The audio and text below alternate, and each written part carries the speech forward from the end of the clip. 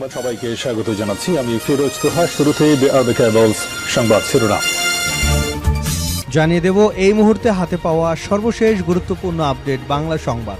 শুরুতেই থাকছে গোপালগঞ্জে হামলার নির্দেশনা দেন ছাত্রলীগ সভাপতি সাদ্দাম।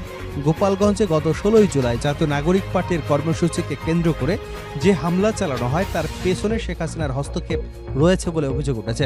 এনসিপির বিরুদ্ধে সবাইকে উস্কে দিতে তিনি বেশ কিছু অডিও বার্তা পাঠান বলেও অভিযোগ আছে। এছাড়া ফেসবুক লাইভে এসে সরাসরি হামলার নির্দেশনা দেন নিষিদ্ধ ঘোষিত ছাত্রলীগ সভাপতি পলাতক সাদ্দাম হোসেন। প্রিয় দর্শক, এ বিষয়ে রয়েছে বিস্তারিত আলোচনার সঙ্গে থাকুন। এবারে জানাবো নির্বাচনী ষড়যন্ত্রের হোতা কারা দেশের মানুষ জেনে গেছে, এমনটাই মন্তব্য করেছেন বিএনপির চেয়ারপারসনের উপদেষ্টা জয়নুল আবেদিন ফারুক। শুক্রবার জাতীয় প্রেস ক্লাবের সামনে জাতীয়তাবাদী মোটর চালক দলের উদ্যোগে এক মানববন্ধনে এমন মন্তব্য করেন তিনি। এবারে জানাবো কঠিন লড়াই আসছে, প্রস্তুতি নিচ্ছে এনসিপি। জাতীয় নাগরিক পার্টির আহ্বায়ক নাহিদ ইসলাম বলেছেন, সামনে কঠিন লড়াই আসছে, প্রস্তুতি নিচ্ছে এনসিপি। আজ শুক্রবার সকালে সারা দেশে মাসব্যাপী পদযাত্রার অংশ হিসেবে মুন্সিগঞ্জের সমাবেশে তিনি কথা বলেন। নাহিদ ইসলাম বলেন, গোপালগঞ্জে এনসিপির পদযাত্রা ও সমাবেশে হামলা চালিয়েছে নিষিদ্ধ সংগঠন ছাত্রলীগ সহ আওয়ামী লীগের নেতাকর্মীরা। হয়তো আরও অনেক জেলায় তারা হামলা চালাতে পারে, তাই এনসিপি এখন থেকেই প্রস্তুতি নিতে শুরু করেছে। জানিয়ে দেব গোপালগঞ্জে এখনও থমথমে পরিবেশ, জনমনে আতঙ্ক। গোপালগঞ্জে সহিংসতার পর তৃতীয় দিনের মতো কারফিউ চলছে। এর ফলে স্থানীয়দের মাঝে আতঙ্ক বিরাজ করছে। শুক্রবার সকাল থেকেই দেখা যায় জেলা সদরের প্রধান সড়কগুলো প্রায় ফাঁকা, দু একটি ছোট যানবাহন ছাড়া তেমন কিছুই চোখে পড়েনি। এবারে জানাবো নেতা নির্ভর নয়, নীতি নির্ভর রাষ্ট্র গড়ে তুলতে হবে, এমন মন্তব্য করেছেন জাতীয় নাগরিক পার্টির দক্ষিণাঞ্চলের মুখ্য সংগঠক হাসনাত আবদুল্লাহ। তিনি বলেছেন, দেশি বিদেশি ষড়যন্ত্র চলছে, সবাইকে ঐক্যবদ্ধ হয়ে এর মোকাবিলা করতে হবে। শুক্রবার দুপুরে মুন্সিগঞ্জে এনসিপির পথসভায় যোগ দিয়ে কথা বলেন তিনি।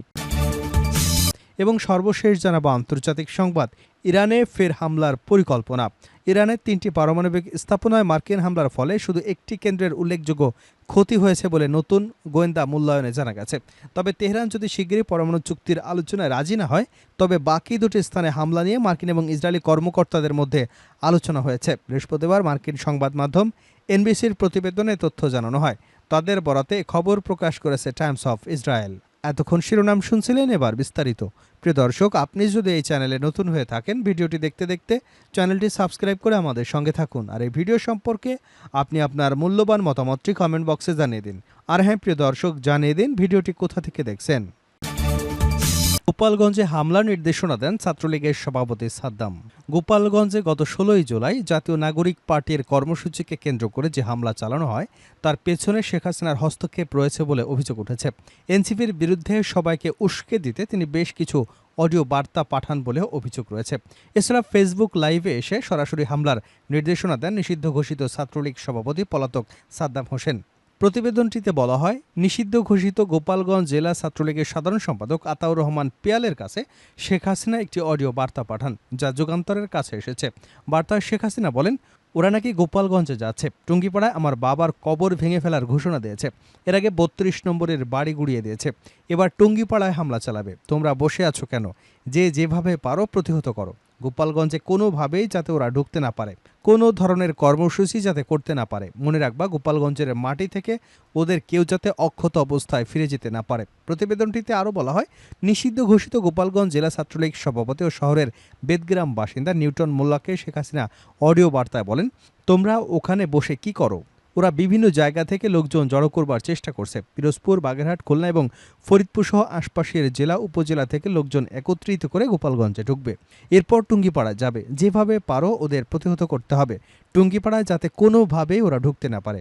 আর যদি টুঙ্গিপাড়ায় ঢুকেই পড়ে, তাহলে একজনও যাতে জীবিত অবস্থায় ওখান থেকে ফিরে যেতে না পারে সে ব্যবস্থা নিতে হবে।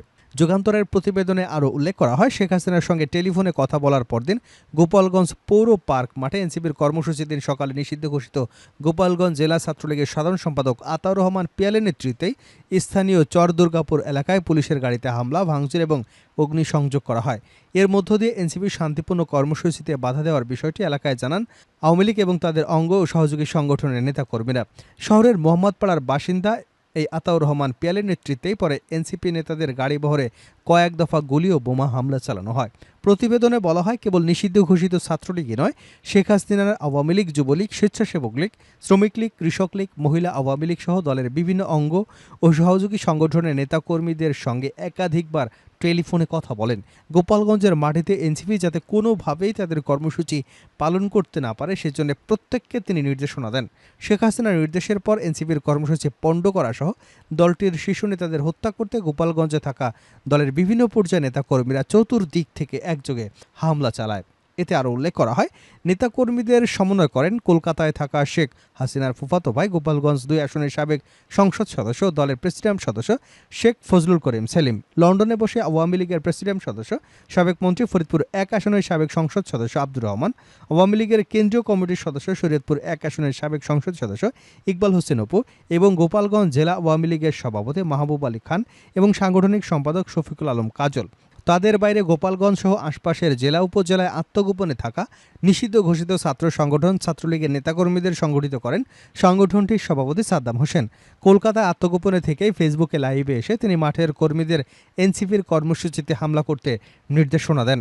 এছাড়া স্থানীয় পর্যায়ে নারীদের এ কাজে সংগঠিত করেন কলকাতায় আত্মগোপনে থাকা গোপালগঞ্জ জেলা আওয়ামী লীগের সাংগঠনিক সম্পাদক শফিকুল আলম কাজলের স্ত্রী এবং জেলা মহিলা আওয়ামী লীগের নেত্রী ইয়াসমিন আলম।